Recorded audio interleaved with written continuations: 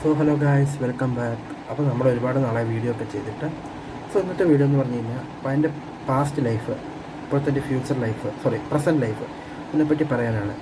നിങ്ങൾ വിചാരിക്കും ഞാനിപ്പോൾ ഈ വീഡിയോ ഇടുന്ന കാരണം എന്താണെന്ന്.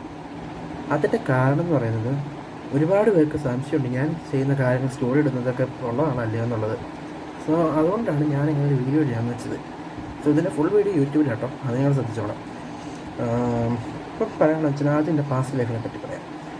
എൻ്റെ പാസ്റ്റ് ലൈഫിനെ പറ്റി പറയാമെന്ന് വെച്ച് കഴിഞ്ഞാൽ സംഭവം സ്റ്റോറി തുടങ്ങുന്നത് 4ാം ക്ലാസ്സിൽ പഠിക്കുമ്പോഴാണ്.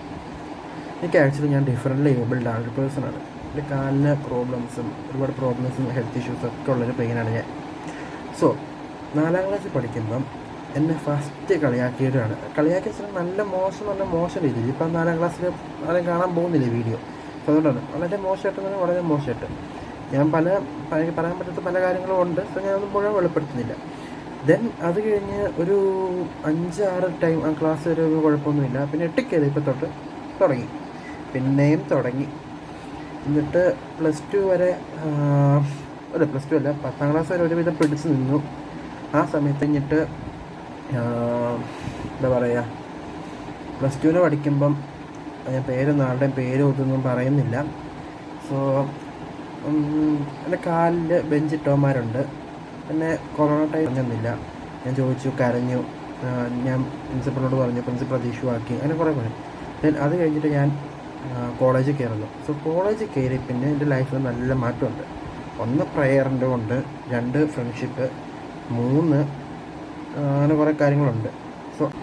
എന്നു പറഞ്ഞു കഴിഞ്ഞാൽ ഇപ്പം ആക്ച്വലി ഞാൻ കോളേജിൽ കയറിയ പിന്നെ ലൈഫിൽ ഒരുപാട് മാറ്റം വന്നിട്ടുണ്ട്. അത് 3 പോയിൻറ്റ്സ് ഉണ്ട്. 1 ഫ്രണ്ട്ഷിപ്പ്, 2 സോഷ്യൽ മീഡിയ, 3 എൻ്റെ തന്നെ അധ്വാനം. അത് ഫ്രണ്ട്ഷിപ്പിനെ പറ്റി പറയാം. ഓൾറെഡി കുറേ പേർക്ക് അറിയാം. അപ്പോൾ ഞാൻ സ്റ്റോറി ഇടുന്ന പലരെയും സെലിബ്രിറ്റീസിനെ കാണാൻ പോകുന്നതൊക്കെ പോകുന്നുണ്ടെന്ന് പറഞ്ഞിരുന്നുണ്ട്. ഇതിൻ്റെ എല്ലാം മെയിൻ കാരണം സോഷ്യൽ മീഡിയ വഴിയാണ് എനിക്ക് കിട്ടുന്നത്.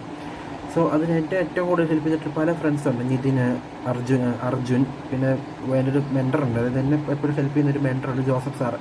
ഇവരൊക്കെയാണ് എന്നെ കൂടുതൽ ഹെൽപ്പ് ചെയ്തേക്കുന്നത്. ഒരു കണക്കിന് എൻ്റെ ഫേവറേറ്റ് ആയിട്ടുള്ള ആക്ടേഴ്സിനെ ഇതെല്ലാം കാണാൻ ഹെൽപ്പ് ചെയ്തേക്കുന്നത് നിതിനും അർജുനുമാണ് കൂടുതൽ. അത് ഞാൻ പറയണം. പിന്നെ എനിക്ക് ഒരുപാട് വർക്കുകൾ. ഞാൻ ഈ ഇഷ്യൂസ്, ഈ മെൻ്റലി ഫിസിക്കലി ഹറാസ്മെൻ്റ് ഇഷ്യൂസ് മറക്കാൻ വേണ്ടിയാണ് ഞാൻ പ്രോഗ്രാമിങ്ങും എത്തിക്കൽ ഹാക്കിങ്ങും എഡിറ്റിങ്ങും VFX ഡിസൈനിങ്ങും ഇതൊക്കെ പഠിച്ചത്. ഇത് പഠിച്ചത് തൊട്ട് എനിക്ക് ഇഷ്ടം പോലെ കാര്യങ്ങളാണ് വന്നുകൊണ്ടിരിക്കുന്നത്.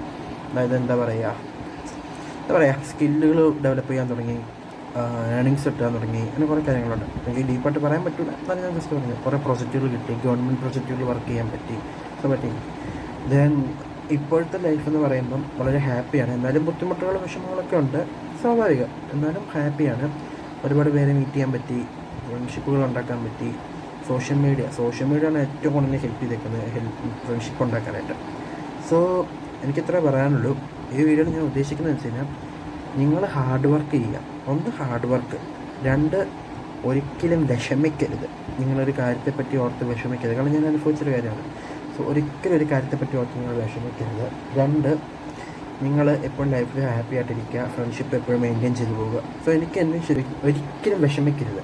വിഷമിച്ച് കഴിഞ്ഞാൽ നിങ്ങൾ മൈൻഡിൽ റിലാക്സ് ആക്കാൻ ഒന്നെങ്കിൽ മ്യൂസിക് കേൾക്കുക. മ്യൂസിക് ഏറ്റവും ബെസ്റ്റാണ്. മ്യൂസിക് കേൾക്കുക, അല്ലെങ്കിൽ എന്താ പറയുക, നിങ്ങളുടെ ഇഷ്ടമുള്ള ഹോബീസ് ചെയ്യുക. ഇതൊക്കെയാണ് ഇന്നത്തെ വീഡിയോയിൽ പറയാനുള്ളത്. ഇനി വരുന്ന വീഡിയോസിൽ നമ്മളെ വീഡിയോ റെഗുലറായിട്ട് അപ്ലോഡ് ചെയ്യാൻ നോക്കും. ബൈ.